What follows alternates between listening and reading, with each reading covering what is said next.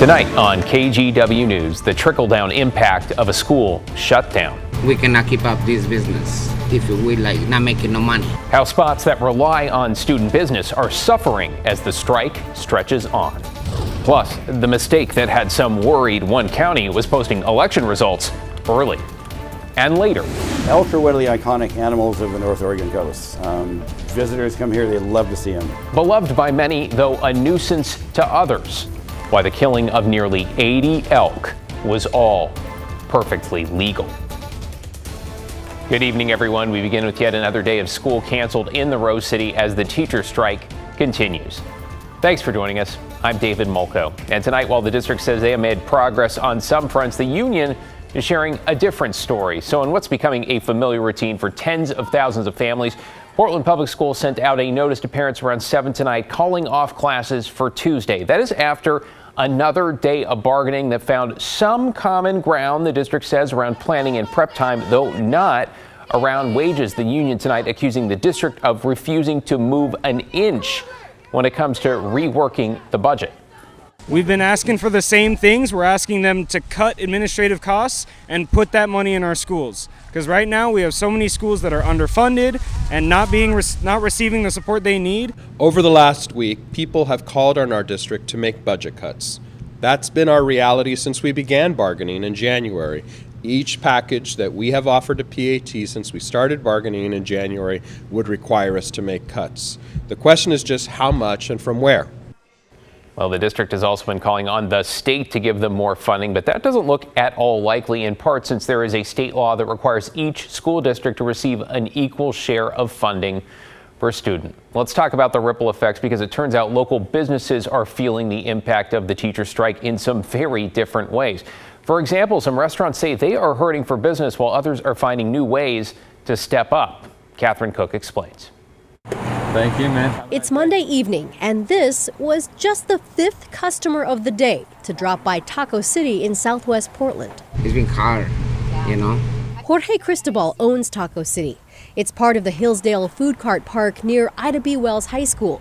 Since the PPS teacher strike began November 1st, he says business has dropped by about 75%. I mean, you can see the park is empty, you know, and we don't really do no business without the kids. Those working at neighboring food carts echo Jorge's concerns. They're grateful for customers who are making a special effort to drop by, like Nathan Butler. We want them to be here, when the strike is over. We don't want them to fold and go under. So. Other restaurants are helping teachers and students during the strike. At Laughing Planet, the restaurant is giving teachers a 20% discount while they're on the picket lines and not getting paid. They're also giving students who qualify for free lunch free meals at Laughing Planet. We're just trying to help, just trying to make it a little easier. CEO Franz Spielvogel says it just feels like the right thing to do. There's a lot of families out there that really depend on public schools far more than just the instruction and going to school, and that's one of the things that I don't think a lot of people understand. Other businesses are also stepping up. Among them, Bang Bang Cocktails and Curry on Northeast Fremont. During the strike, they're offering teachers happy hour pricing all day. And at Double Mountain Brewery and Tap Room, they're offering teachers and those with school kids at home a 10% discount from noon to 5. Back at the food carts. We cannot keep up this business if we not making no money. Jorge says each day that passes gets harder and the questions tougher. How can we keep up with this? There are likely several other restaurants and businesses offering to help striking teachers. If you know of any, we'd like to hear about them. You can email your tips to news@kgw.com. We'll compile a list and add it to our website. David. Yeah, because we are all in this together. Thank you, Catherine. Stay with KGW for continuing coverage of the strike in Oregon's biggest school district for as long as it lasts. We'll keep you updated on negotiations right here at KGW.com and streaming on KGW+.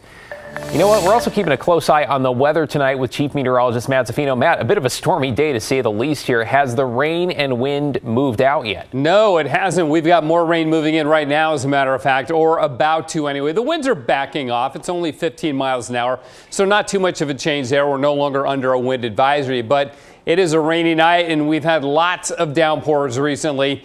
As you can see here, one viewer crossing the Hawthorne Bridge as it was just dumping rain. So that's the way it's been, and that's how it's going to be overnight tonight. The rainfall still at 6/300ths of an inch at the airport for the date. And some impressive rainfall numbers here. I'll get to them for you in just a second. I had over an inch up in Scappoose. 4,300 in Newport. The rain gauge at Astoria is actually broken right now. They've had more than no rain there. A lot more than that during the day. So check out these numbers. The rainfall to date for Portland, 3.56 inches. That's 65% of the monthly average in the first 6 days. And this is one of our 3 wettest months of the year. We've had a half an inch or more on 5 of the first 6 days of November. And we've had 4 days in a row of a half an inch of rain or more. That ties the November record. So we've had more rain to start this November than any other November except for 2006, when we set the record for November rainfall with nearly a foot of rain. So as I mentioned, David, more rain moving in right here, right now. There's more behind that. So yes, it's going to be a rainy night for us, but there is some dry time coming up in the 7-day forecast. We'll have that for you in a bit. Back to you. And it's only November 6th. All right. Thank you, Matt. See you in a few. Let's get you caught up on tonight's other headlines now. Portland police have released the names of the 2 19-year-olds hit and killed by a MAX train over the weekend. Caleb Banzer of Boring and Braden Fear of Hillsborough were in a car that crashed on I-84 in Northeast Portland on Saturday night. Police say both teenagers climbed over a barrier to retrieve a piece of the car that flew into a TriMet restricted area. That's when they were hit and killed by a train.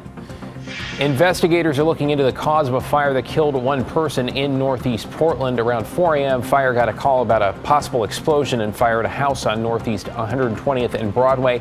The fire was contained to the room where it started. Officials say oxygen bottles caused those explosions. Once the fire was out, crews discovered a person dead inside. Another person went to the hospital with minor injuries. And the Oregon School Activities Association says it has finished investigating a fight at a high school football game. Friday's game between Jefferson and South Medford was called off when a fight broke out between a player from each team. This is video from the game, though. We don't have video of the fight itself. Since South Medford was ahead, they'll get to advance to the next round of playoffs. The OSAA says all of the players that left the sidelines during that fight will be suspended from the next game. And while parents from Jefferson told us racial slurs were used against their players and some families had to be escorted to their cars, the South Medford School District says those allegations are simply not true.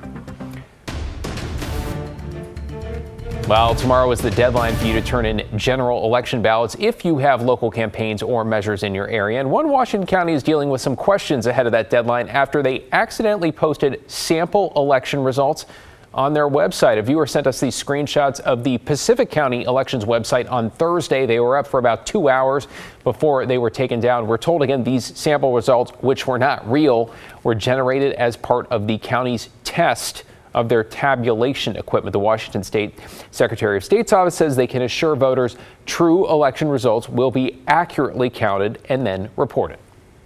This was not tabulating anybody's ballot. This was not posting any results early. We have a very specific state law that says all counties cannot tabulate their ballots that people have sent in until 8 p.m. on election night.